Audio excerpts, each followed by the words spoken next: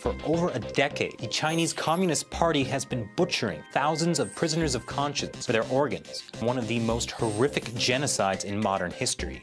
Doctors schedule an exact day that foreign patients get an organ, whereas in the US, it usually takes around 2 years to find a match. Welcome to the Coalition Roundtable. I'm your host, Chris Chappell. The Chinese Communist Party has been harvesting the organs of its citizens, prisoners of conscience. This has been a watershed year for the story, thanks in part to those who are joining me today. Let's talk a bit about the investigative process. How do we know this is happening? So are these live organ harvests? Yeah, always. Yeah. I mean, organ transplantation in China is different from everywhere else in the world, because everywhere else in the world you're dealing either with live donors who, after the donation, are still alive, brain-dead donors who are obviously brain-dead after the transplants as well.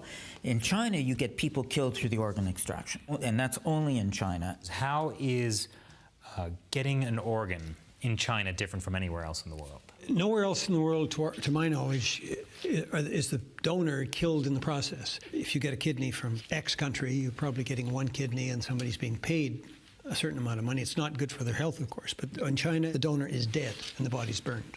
And that's something that people find very hard to accept. And from the patient experience, there's a couple ways it's different. One is militarization. I mean, you don't normally have military personnel operating on you for a transplant elsewhere, but that's true in China. Another is they send you to the courts to figure out where to get the organ from. Or the courts don't normally serve as organ distribution centers anywhere else, but they certainly do in China. And another is the form of payment. It's often these red envelopes. You know, there's a lot of cash being thrown around, high amounts.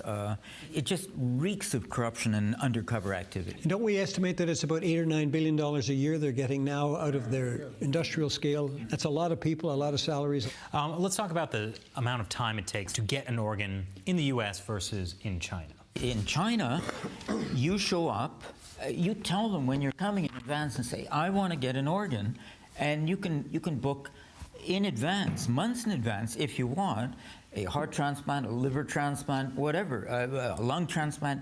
Organs where obviously somebody has to be killed for the organs, because, you know, a donor can't live without the heart. So you can book for somebody else to be killed months in advance, and that doesn't happen anywhere else in the world. You did the bloody harvest, you did the slaughter.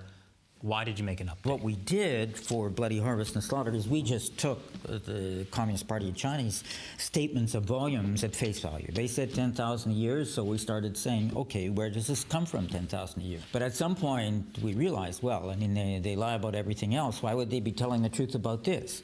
So we decided we'd check that figure as well. It was checkable because we could go to the individual hospitals, and the individual hospitals were telling how many transplants they were doing, either their newsletters or research reports. We had bed counts, we had staff capacities, we had budgets, so we had a lot of different figures to cross-check volumes, and we were able to see whether the 10,000 was real or not. Obviously, it's a lot of work because there's 1,000 hospitals in China doing transplants. 169 of them were eventually registered officially as being allowed to do it, but there was maybe 800 plus others that were also doing it. What we did, obviously with researchers, and a lot of them, is go through all this hospital data to get real volume figures rather than just Communist Party volume figures. I think, you know, the person who I thought explained all this best, of the various research methods that were coming out there, is Matt Robertson, because he really went through in one article he did called A Hospital Built for Murder. He went through comprehensively all the different approaches, or what he called guerrilla numbers, to establishing transplant volumes. It's a brilliant article, Matt. Yeah, and that was on one hospital. I'm glad you brought that up. Matt, tell us about the Tianjin Hospital. I think our challenge all along has been to convince the diehard skeptics. And the original thought behind that was to try to bring this issue into one tangible thing that you can hold in your hand and kind of move around. So you feel a lot of the information in the bloody harvest and the slaughter, it was not enough to convince the skeptics? Because it sounds like there's a lot of information out there that was just on the table. First of all, they don't read the stuff. I mean, so that already makes it very difficult. Very difficult indeed. Just throw this away now.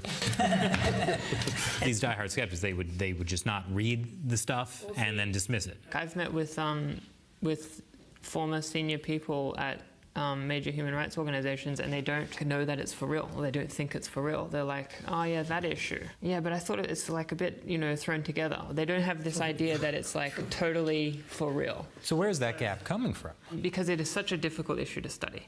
Like if you look at any other major human rights issue in China over the last 20 years or so, for others you've got some document. For example, looking at orphanages in China that just killed babies, they let them starve to death in the cold. In that case there was someone who came out, a doctor who escaped with a duffel bag of documents. And so that makes that one bulletproof. That was something that happened? Yeah. I mean, it's totally extraordinary. This was the biggest story, China human rights story. But this one is so crazy. You have to go about it systematically. So you have to whack 3, 4, 5 moles at once, because people always have these different objections to well, how do you know it's not death row? How do you really know it's not death row? How do you really, really, really know it's not death row? Anyway, the TIionT, the whole point of that was to eliminate objections. Just going by that one hospital, you can be if at least you can show that in this hospital there's something really screwy going on, first of all that there's way more transplants than can be explained by the official explanation. How many then transplants? You're already somewhere. TIionT, we have figures on TIionT. I think it's about 4,000 a year. Well, look, we don't know. We can say how many transplants. You say, look, probably this many. It's completely estimates. You say you can't know how many transplants this one hospital is doing. How do we know that there are more than 10,000? Because you can get a really good idea. Because here's what you can do. You can be okay, so in 2006 they built a new building with 500 beds, 17 stories. It was funded by the Tianjin government. 2006, the next year, they moved a death row approval to the Supreme People's Court, and they severely dropped the number of people on death row.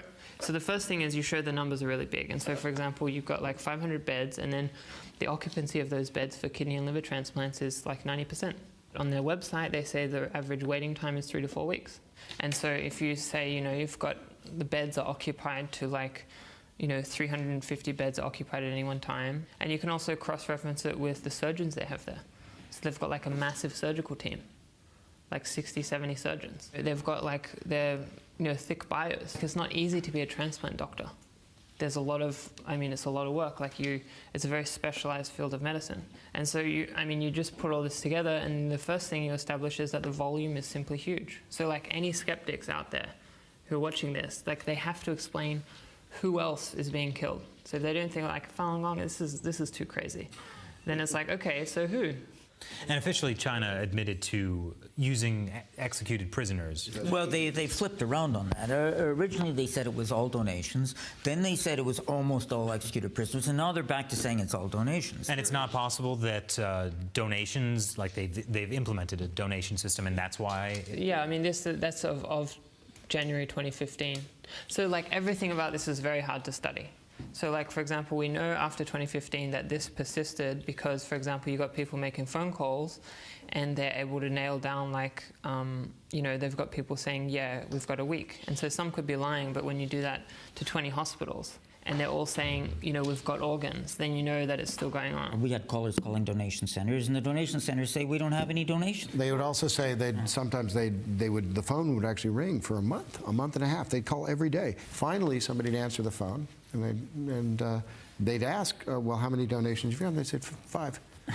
We went to Human Rights Watch, Amnesty International, and Human Rights in China almost in 2006. Nadis and I both have been involved with Amnesty International in Canada, and they basically took a 7-year hold on this. They wouldn't agree that this was happening, and one of them told me privately is that they felt that if they raised this issue, they would lose all ability to lobby to get rid of the death penalty in China. So basically, for 7 years, head office for Amnesty then was in London. We were not allowed to get anywhere with Amnesty on this issue. We now have Amnesty fully on side with us as of about a year ago.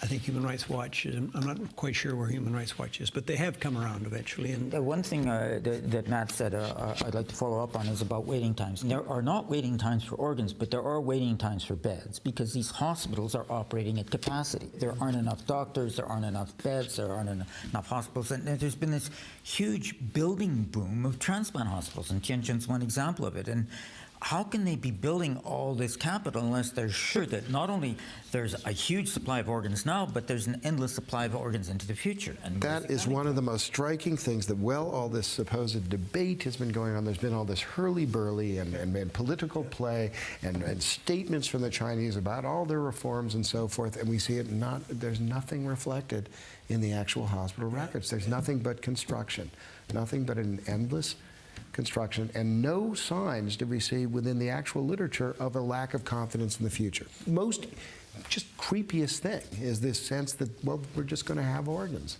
going into the future. Ask David about Wang Jiefu. Well, so Huang Jiefu, the person, how would I describe him? He's the person in charge of the reform. Chief liar for the Chief system. liar. So he gives a number of 10,000 transplants a year.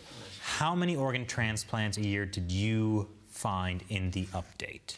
Well, what we did is we didn't have a specific figure. We did a range between 60,000 and 100,000 a year. So he's saying 10,000.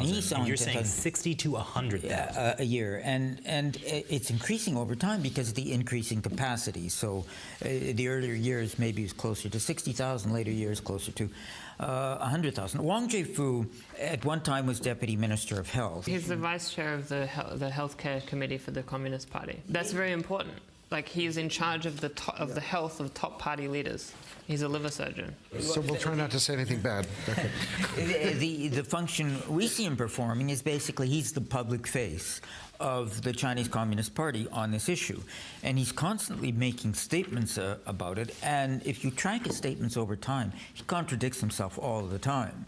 I mean, you can point to one thing about it, he says and says it's true or is it not.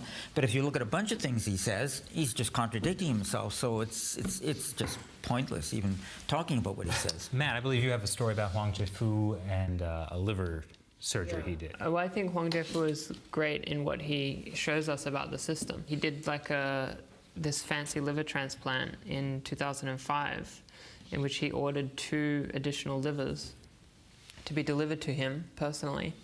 That, I mean, must have been removed like within 12 or 16 hours of his making the phone call.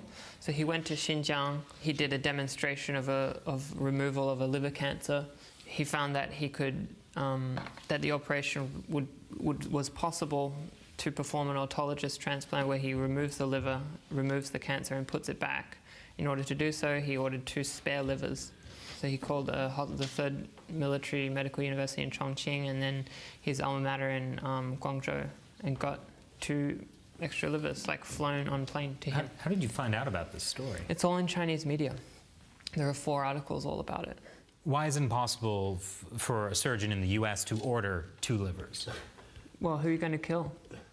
I mean, is that the only way to have a liver? Either someone is brain dead in hospital, then there is a period and that liver is allocated. But in that situation, if you controlled the twilight zone, you could do that. You could arrange the car wrecks perfectly timed and maybe tissue matched ahead of time, and you could pull this off. So someone has to die for there to be an organ. It's not just part of the liver, it's the full liver. yeah, these were full liver transplants. What are the numbers these hospitals are saying they're performing every year? If you add them up, you're getting figures. Figures are estimates. They're not like one hospital by one hospital. We have the number. Let me give you a fairly simple way of explaining this. It's not a perfectly accurate way. It's a kind of cartoon, but we actually use a more complex method in the update. But there's a number.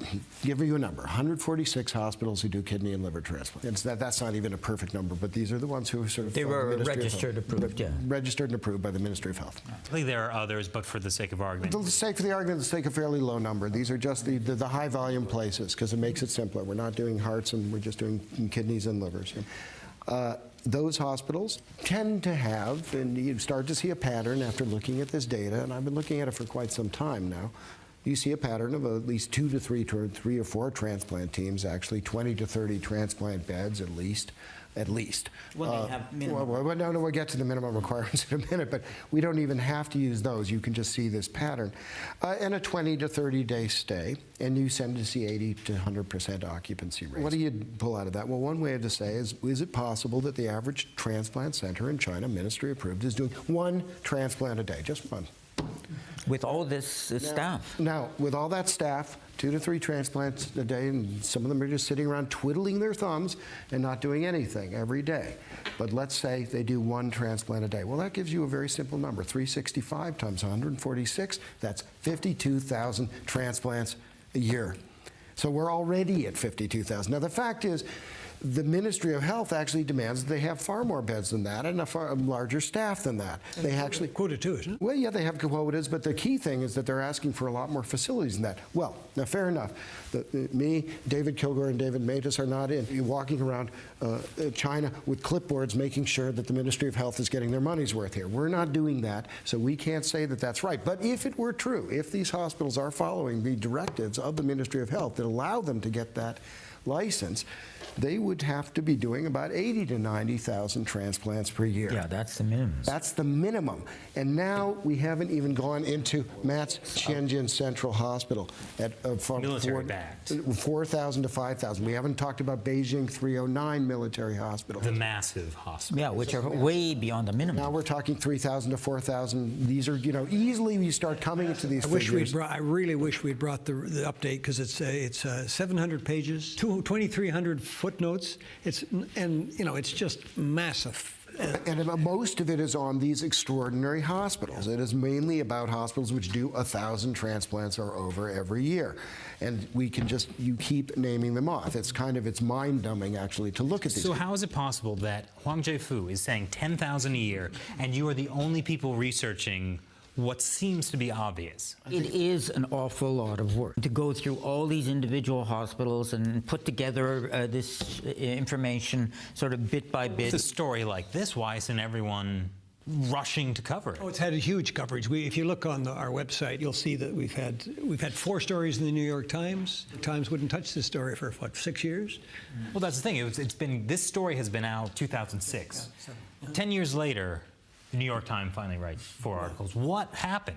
I think the answer is partly that it's a complex story, that it involves a lot of different pieces of evidence. There's not, like with some of the examples Matt gave, just sort of one thing you can point to.